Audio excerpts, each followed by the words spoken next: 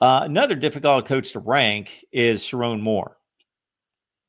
So something tells me that Sherrone Moore is probably better than the 43rd best coach in college football. However, what has he done? Well, on the plus side, he was handed the team when Jim Harbaugh was suspended during the stretch drive of 2023. And what did he do? He won the 3 biggest regular season games of the season. He beat Penn State, Maryland, and Ohio State. Do we give him credit for that? Yes, he was on the sideline. He had to call the shots. Was it his team? No, it was not his team. It was still coached by Jim Harbaugh from Sunday through Friday night at midnight. But there is a reason that they selected Sherrone Moore. Number one, this tells me something. They tried out all 3 head coach or 3 assistant coaches as the head coach when Harbaugh was suspended the first 3 games of the season. And then when they had to revisit that scenario late in the season, who did they go to? They went to Sherrone Moore. So he was clearly the guy that they felt most comfortable with being the interim head coach during such a crucial time. So that's a big pro. A big pro this past season was he went into Columbus and beat the best team in the country. And then won a bowl game against Alabama in which half the team was sitting out.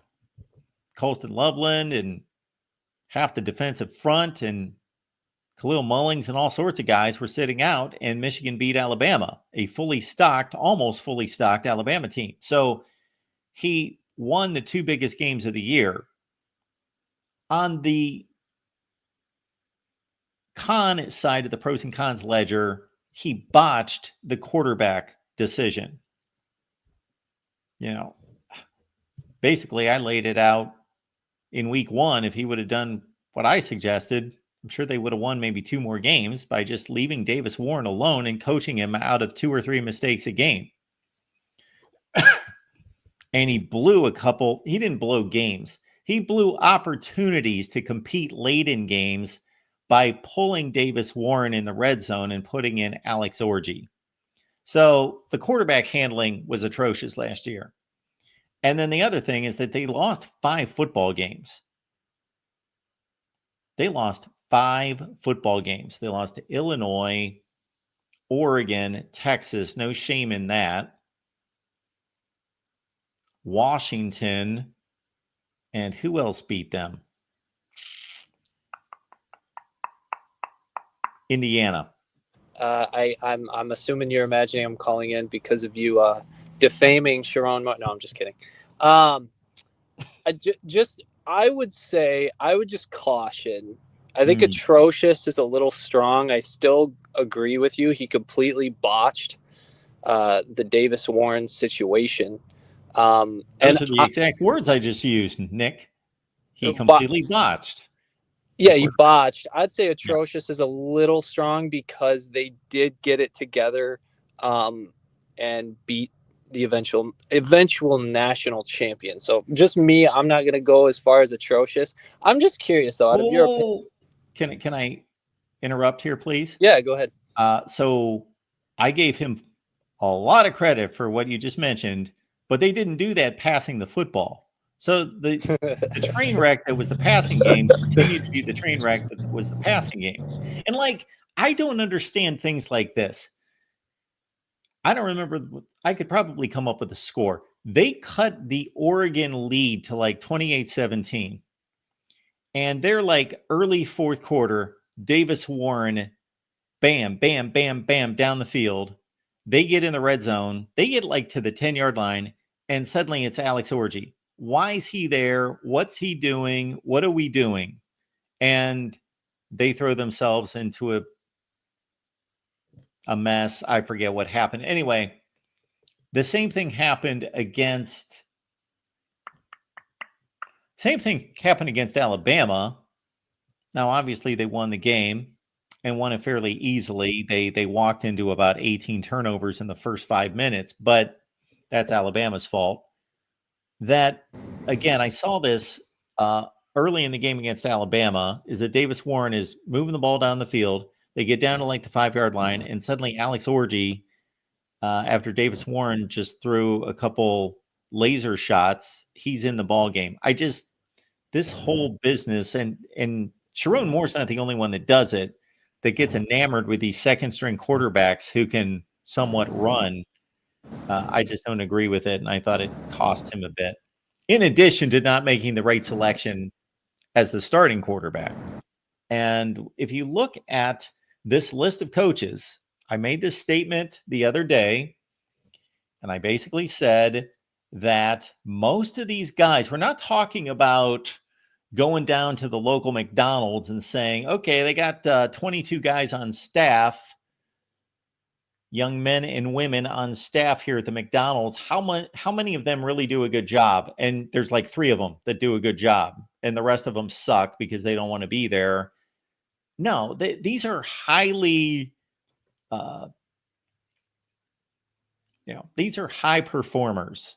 These are high performers who have risen to the top of their profession, and they have been given the keys to head coaching positions of the major college football programs in this country. So most of the great majority of them know what they're doing. Yeah, I would disagree a little bit. Stat line for Davis Warren was really bad, obviously, 62 yards, 2 picks. However, there was a handful of really high-quality throws from Davis Warren throughout that game. He converted a couple of critical third downs, but I'd have to go back and double check. If Davis Warren doesn't summon his inner JJ McCarthy and roll out to the right and throw a dime to Peyton O'Leary, I don't think Michigan wins that football game. So, while passing wasn't a driving factor, I do think people kind of tend to point at the terrible stat line because that's what sticks out more like a sore thumb, and it's easier to do that than to go back and take a couple hours to break down film. So I get it. But yeah, so I guess I missed the part where you ranked him. Do you have him in the top half of coaches in the Big Ten, Sherrone? Well, I'd have to go through the coaches in the Big Ten, but probably not. So Ryan Day, you got ahead of him. You got Indiana's coach ahead of him. I don't know. I'll tell you who's behind him. David Braun of Northwestern, Deshaun Foster, UCLA, Mike Loxley, Maryland, Barry Odom, Purdue. Minnesota, PJ Fleck, probably? No. No? Okay. No. Interesting. You think Sherrone Moore's better head football coach than PJ Fleck? You think PJ Fleck could beat a national champion with a QB thrown for 62 yards and 2 picks? You think PJ Fleck could do that? Do I think PJ Fleck could not lose 5 games in Michigan?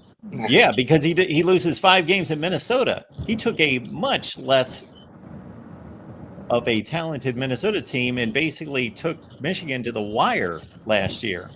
Oh, fair enough. I disagree. I'd put Sherrone Moore ahead of him, but no. I'm not heavy leaning on either side on that. You throw Sherrone Moore in Minneapolis, and I don't know.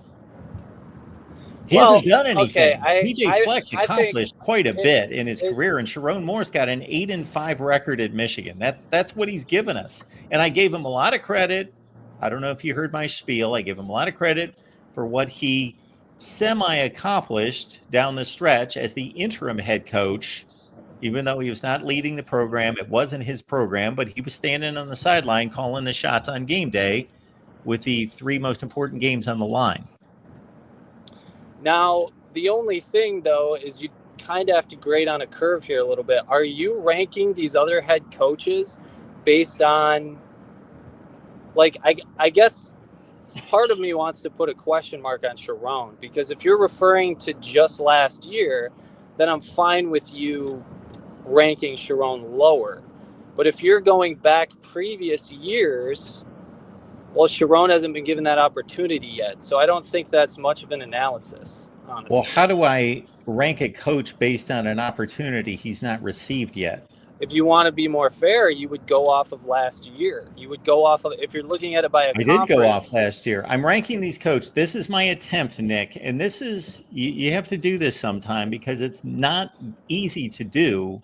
Mm-hmm. My attempt, I'm not ranking these coaches based on their legacy, their resume. Okay. Scott Frost doesn't get much credit for what he did at UCF, which was really good. He would not be the lowest ranked coach in the country if I was ranking his complete resume. I'm basically making a determination. These are the rankings of the coaches right this second. Okay, that's fair. Yeah, that actually was my question, because like you said, it's not when you have a coach like Sherrone Moore, who's young gun, hasn't been doing this very long, and then you have much more tenured head coaches. Sure, he should get better. Yeah. So, but like I said, I actually lean more towards you. Well, you heard me call in. I was very unhappy with the 5 losses, and I still am. I think some of those losses were inexcusable. The Illinois loss, I don't know. They were a good team that was on the road. Michigan had a chance. I actually thought one of the worst botched games of the season by Sherrone was that Washington game. If you want to talk about disgusting, just horrible, absolutely horrible. But maybe some of that had to do with his offensive coordinator. But I am curious though. So I'm assuming you have number 1. Let me answer this. Just off the top of your head, who would be the top 3 coaches in the Big Ten for you? Oh, the top 3 in the Big Ten. And let's understand, this is the most difficult ranking of coaches in all of sports. Meaning, if you're ranking NFL head coaches, they all pretty much run the same operation with the same resources.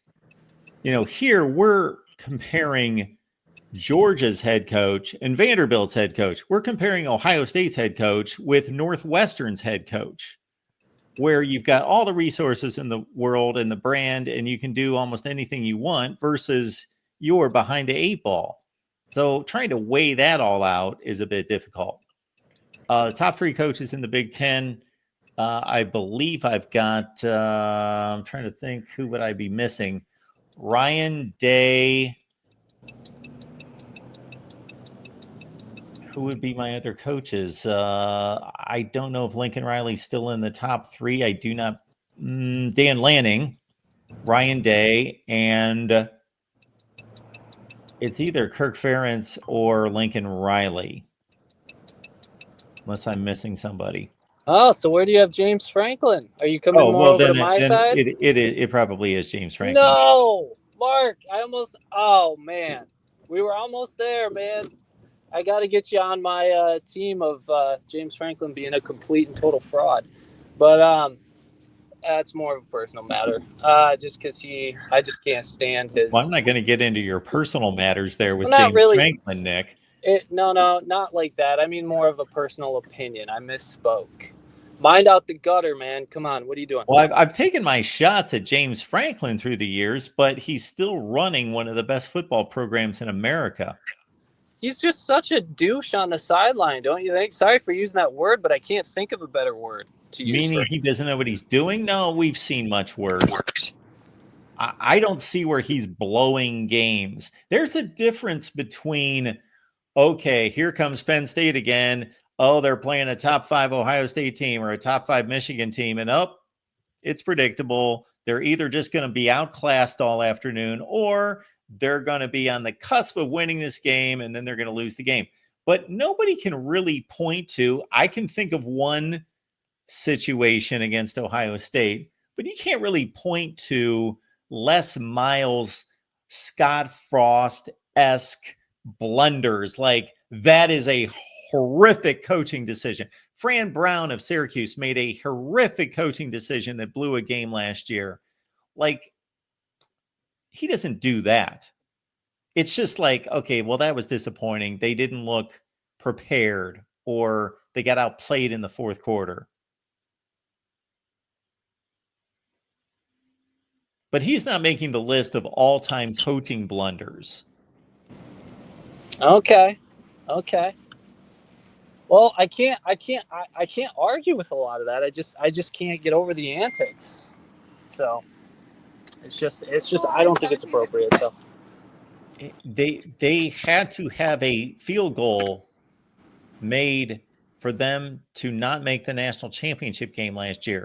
They were tied on the final play of the game of the national semifinal. yeah. I don't know. He blew. So are you saying he blew the Notre Dame game too? Well, here's a point of argument right here. Because he blows every game almost, man. All right. They were tied against Notre Dame. They get the ball with 40 seconds left with the ball at their own 15-yard line. And it's easy now to say, well, James Franklin should have run the ball into the line 3 times and punted, and that would have been the end of the game, and then you go play overtime.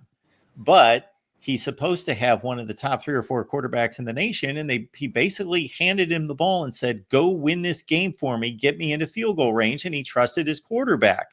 And if they would have lost that game in overtime because he shut it down, a 3 and out to get to overtime, a lot of people would have criticized him for, you know what, you can't trust your veteran quarterback who's logged as many snaps as just about anybody in the country in that situation. So he was in a no-win situation, and his quarterback made a horrific decision, and they lost the game. These coaches can't control everything. No, I understand it. I guess I just think, especially from the Michigan perspective, the amount of late game blown calls, fake field goals on 4th down that didn't convert, just time after time, it just appears to be like he has a higher tendency of blowing it or doing something unnecessary. And also his end of game time management is terrible. But I know, like you said, not all of that's put on the head coach. But when you add all of that in, when you add his atrocious record of the top 10, the lack of top 10 wins compared to the talent that he has acquired at Penn State, when you look at, they finally get a golden ticket into the playoff. And really, what did it mean? How much farther is it really a new step? They won 13 games, but I mean, they had one of the easiest. Have you ever seen a team, and I know the formatting is different this year, so it's unfair, but have you ever seen a team in college football have like more lopsided opponents than Green? Thank you. That's what we are now. Okay, thank you. Sorry about that. Have you ever seen him? You could have at least asked if I wanted a milkshake or something. Oh, yeah. I'm at a healthier place than that. Oh, okay. Very nice. But yeah, I guess I don't know. You made a convincing argument, so I'll let it sit with me and maybe I'm not ranking the guy as like the second best coach in America. We'll see where I've got him ranked. It's not anything that elevated. Yeah. Now, I think one of the strongest points that you didn't hear, but you have oftentimes, if I'm being objective, is, well, there is something there with his record of top 10 wins or whatever it is, because it's so lopsided. There has to be something there. You can't expect most coaches to have great records against top 10s or even top 5s. I think you actually made the point. Most coaches have pretty bad records against top 5s, right? Yeah, because I don't think people think that through. They think, oh, well, if you're coaching at school X that's a top 10 school, then your record against top 10 teams, if you're a really good coach, should be like 75% winning percentage. No, you're looking at like a 50-50 proposition when you're really good, because it's not your record against another school. It's your record against, you're constantly facing top 5, if that's the measurement, teams. You might be unranked at a particular time. That's very difficult to achieve a great record against top 5 or 10. What was Jim Harbaugh's record against top 5 and 10 teams? It wasn't real pretty up until his last season. Yeah, and even total, he had to go 40-3, and I still think his record against top 5 is not like, great. Yeah, so that's tricky. All right. What I am doing is adding up Jim Harbaugh's record against top 10 teams at Michigan.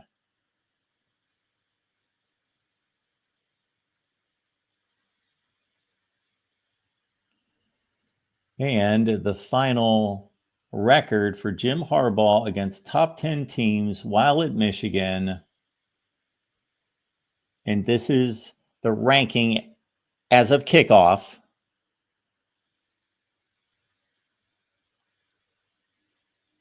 Boy, he had to rally. He got 4 big wins against top 10 teams in the close of 2023, his final season. They beat Penn State, Ohio State, Alabama, and Washington to finish at 8-14 against top 10 teams.